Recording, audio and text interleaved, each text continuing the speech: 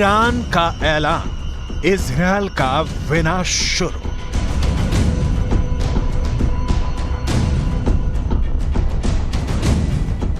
Gaza में भयंकर नरसंहार का बदला अब ईरान लेगा।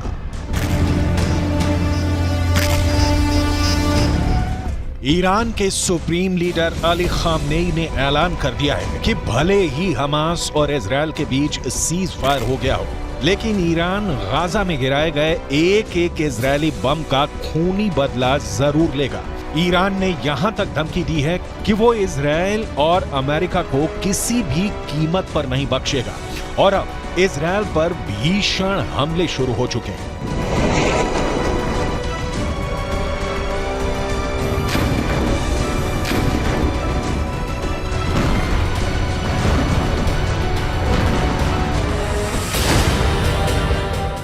गाजा में एक एक बम का बदला लेगा ईरान।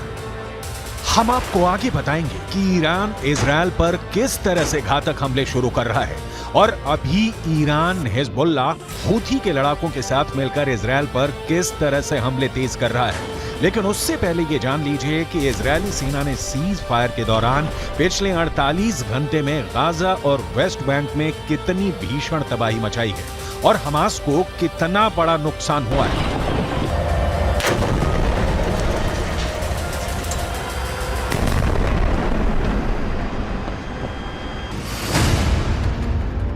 इजरायल सुरक्षा बलों यानी आईडीएफ ने दावा किया है कि पिछले 24 घंटे में हमास के नौसेना बल के कमांडर को उसने मार डाला है। Commander Umar Abu Jallah Hamas की नौसेना बल में एक सीनियर कमांडर था।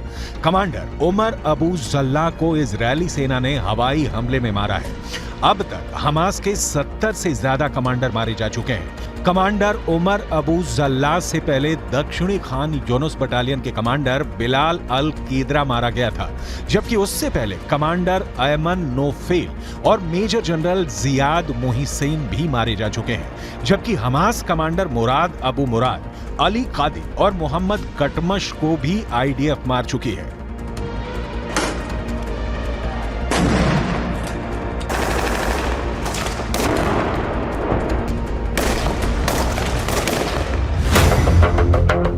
इजरायल को नहीं बचा पाएगा सीज फायर। अब सवाल उठता है कि आखिर इजरायल के सामने ऐसी क्या मजबूरी हुई कि उसे हमास के साथ 4 दिन का सीज फायर करना पड़ा।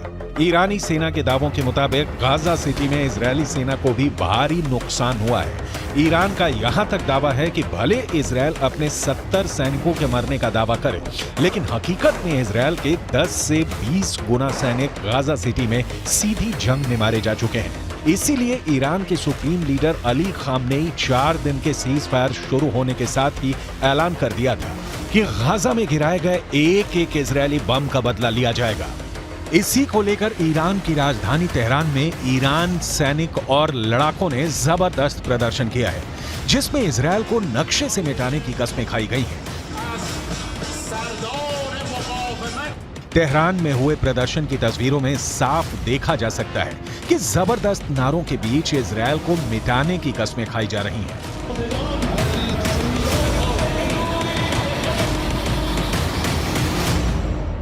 در نجات مردم فلسطین اقدام تعیین کننده‌ای را انجام دهد بر ناامیدی ملت‌ها از دولت‌ها و بی‌تابی آنها در دفاع از فلسطین افزوده می‌شود.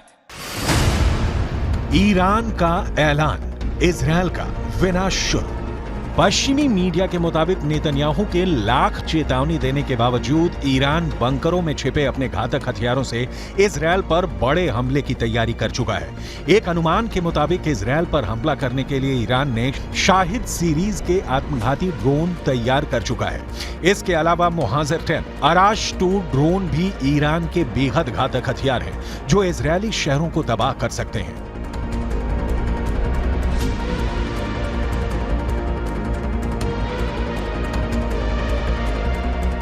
همه مردم آماده هستند برای مقابله با اسرائیل و اینکه فاتحه اسرائیل رو یک بار برای همیشه بخوانند. امیدواریم برایشون عبرتی باشه، دست از شرارت ها برداره. हमास का साथ ईरान और हिजबुल्लाह जबरदस्त तरीके से दे रहे हैं। इजरायल भी जानता है कि ईरान के 5.75 लाख सैनिकों से जंग करना जरा भी आसान नहीं है। इजरायल के पास सिर्फ 1.73 लाख सैनिक है।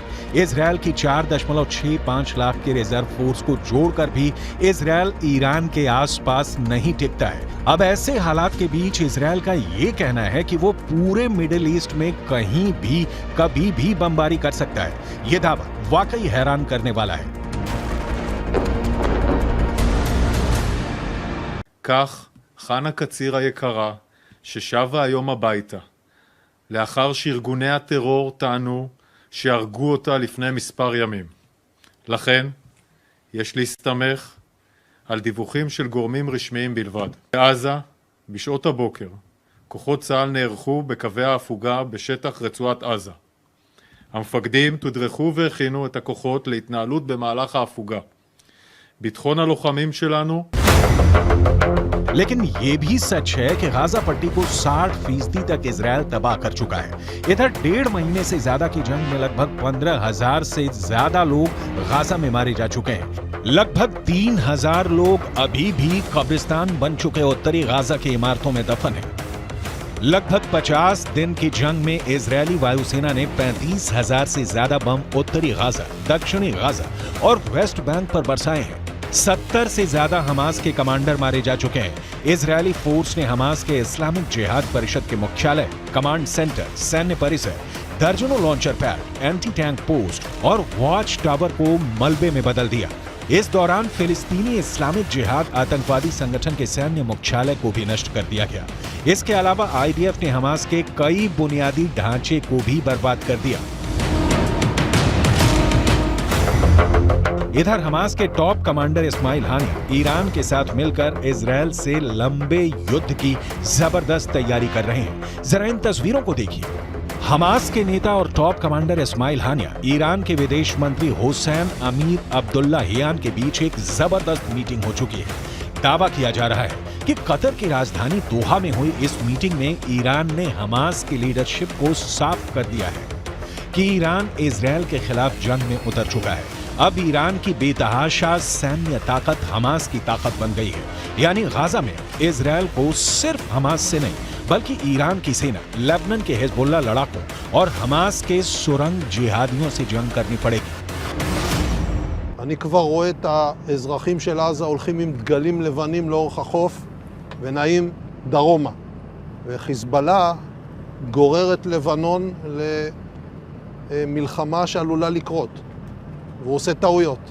אם הוא יעשה טעויות מהסוג הזה כאן,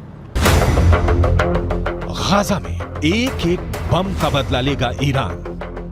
लेकिन वहीं दूसरी तरफ इजरायली सेना के हौसले 7वें आसमान पर पहुंच गए हैं। जरा देखिए कैसे। इजरायल की एयरफोर्स के चीफ मेजर जनरल टोमेर बार ने एक टीवी चैनल पर ऐलान किया कि जरूरत पड़ने पर पूरे मिडिल ईस्ट में कहीं भी बम गिराए जा सकते हैं। इजरायली वायुसेना प्रमुख की ओर से आए इस बयान को खास तौर से ईरान और हिजबुल्लाह के लिए चेतावनी की तरह देखा जा रहा है। इजरायल की वायुसेना चीफ ने कहा है कि हम हमास पर चौतरफा हमले कर रहे हैं, उसको जमीन पर और जमीन के नीचे मार रहे हैं। हमारे जवानों ने हजारों आतंकवादियों और उनके ठिकानों पर हमला किया है। हमने हमास को खत्म करने की कसम खाई है और हम उनको चुन चुन कर खत्म करेंगे। हमास के किसी भी ठिकाने और मददगार को नहीं छोड़ा जाएगा। इजरायल की वायुसेना पूरे मध्य पूर्व में जहां भी जरूरत होगी वहां कार्रवाई के लिए पूरी तरह से तैयार है।